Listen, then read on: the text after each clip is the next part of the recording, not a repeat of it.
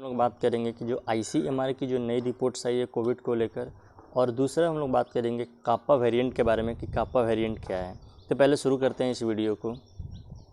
तो पहले हम लोग बात करते हैं कि जो ICMR की जो रिपोर्ट्स आई है, means Indian council of medical research की जो रिपोर्ट्स आई है, उसमें ये देखने को मिला है कि वैक्सीन लेने के बाद जो कोविड में जो ब्रेक थ्रू आया है वो 86.09% तक का ब्रेक थ्रू आया है। अगर इसको हम दूसरे साइड से देखते हैं तो उसमें क्या पता चलता है कि वैक्सीन लेने के बाद भी कुछ लोग अफेक्टेड हुए हैं। अगर वर्ल्ड लेवल पे भी बात करें तो बहुत सारे ऐसे लोग हैं जो कि वैक्सीन लेने के बाद भी अफेक्टेड हुए हैं, लेकिन जो लोग अफेक्टेड हुए हैं वैक्सीन लेने के बाद उनके लिए वो बहुत ही कम डेंजरस है।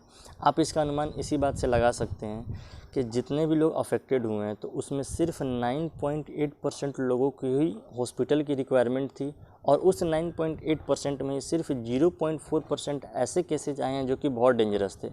जो 0.4% जो केसेज आए हैं वो डेंजरस इस वजह से हैं क्योंकि उनको और भी बीमारी है, सिर्फ उनको कोविड के सिम्टम्स नहीं दिख रहे हैं, उनको और भी बीमारी है जिसकी वजह से उनके लिए कोविड जो है वो ज़्यादा डेंजरस है।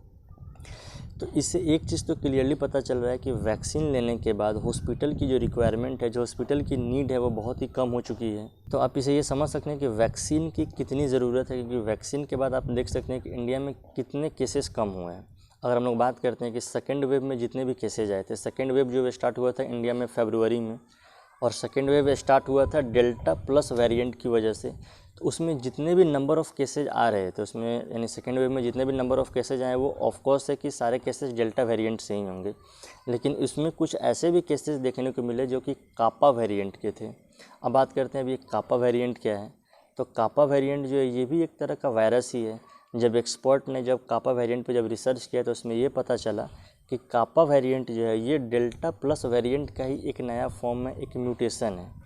म्यूटेशन जो होता है वो हर एक लिविंग बीइंग में होता है, वो इंसान हो या जानवर हो या पेड़ पौधा हो या वायरस हो, सब में म्यूटेशंस होते हैं।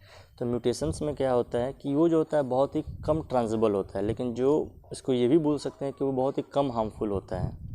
लेकिन जब जो ट्रांसमिसिबल होने लगते हैं तो वो वायरस जो होता है वो ज़्यादा हार्मफुल होने लगता है। जैसा अगर हम लोग बात करें, सबसे पहला वायरस का वेरिएंट क्या था, अल्फ़ा, फिर उससे म्यूटेशन हुआ बीटा बना, फिर गामा आया, फिर डेल्टा का म्यूटेशन हुआ जिसको अभी कापा वेरिएंट बोला जा रहा है, जो कि अभी ज़्यादा हार्मफुल है। अब जो डेल्टा प्लस वेरिएंट है उसमें म्यूटेशन बहुत सारे हुए होंगे, लेकिन उसमें जो कापा वेरिएंट जो निकल कर आया वो ज़्यादा हार्मफुल दिखने को मिल रहा है। तो ये जो होता है म्यूटेशन से फर्दर ये चलता ही रहेगा। ये भी हो सकता है कि कापा वेरिएंट में फिर म्यूटेशन हो, फिर कोई एक नया वायरस बनेगा, फिर उस वायरस में फिर म्यूटेशन होगा, फिर कोई नया वायरस बनेगा। तो ये म्यूटेशन जब तक होता रहेगा तब तक वायरस का एक नया फॉर्म आता ही रहेगा। तो ये है कापा वेरिएंट। तो ये कोई नया वायरस नहीं है, बस ये डेल्टा प्लस वेरिएंट्स के ही इसको लिंक किया गया है। अब दूसरी तरफ हम लोग ये बात करते हैं कि जितने भी लोग वैक्सीन लिए थे, वैक्सीन लेने के बाद जब इतने सारे लोग जब अफेक्टेड हुए तो ICMR ने क्या किया, एक रिपोर्ट्स निकाली, मतलब उन्होंने एक रिसर्च किया। उन्होंने 17 स्टेट और कुछ यूनियन टेरिटरी से उन्होंने कुछ सैंपल लिए, और उन्होंने सैंपल लिए थे 677 सैंपल। और जो उस सैंपल पे जब रिसर्च किया गया तो उसमें ये पता चला कि उसमें 71% ऐसे केसेस थे जो कि सिम्टोमेटिक्स थे। सिम्टोमेटिक्स मतलब क्या होता है कि आपके अंदर कोविड का सिम्टम्स होना, जैसे आपको फीवर होना, आपको कफ होना, आपके ब्रीथिंग में प्रॉब्लम आना, आपके टेस्ट में प्रॉब्लम आना। तो कोविड के जितने भी सिम्टम्स हैं तो वो जो होता है सिम्टोमेटिक्स में आते हैं।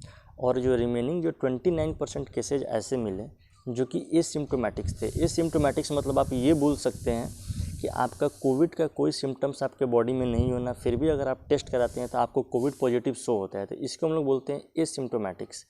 तो वहीं पे एक CDC यानी सेंटर ऑफ कंट्रोल डिजीज़ ने एक रिसर्च निकाली थी जिसमें ये पता चला था कि कोविड-19 में टोटल 35% ऐसे केसेस थे जो कि एसिम्टोमेटिक्स थे, जिसमें कोई भी कोविड के सिम्टम्स दिख ही नहीं रहे थे। इसको हम लोग बोलते हैं एसिम्टोमेटिक्स।